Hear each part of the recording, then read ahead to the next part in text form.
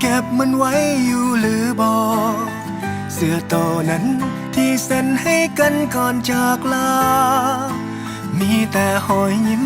หูปเก่าที่เคยถ่ายกันมาจำได้บอกว่าในภาพนั้นมีไผแด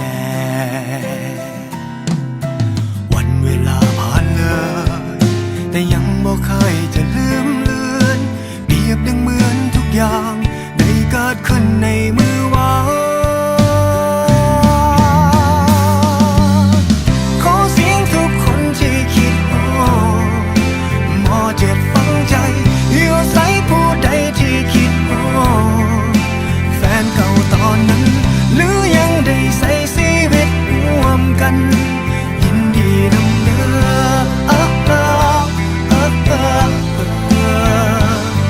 คิดฮอดกินซอข้าวสาวเปียกผมห้องเฮียนบ่มีพัดลมก็ยังตั้งใจศึกษา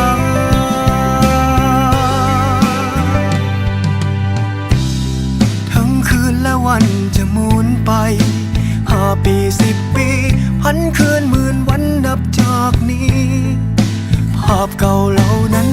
มันจำฝังใจบอกเคยลื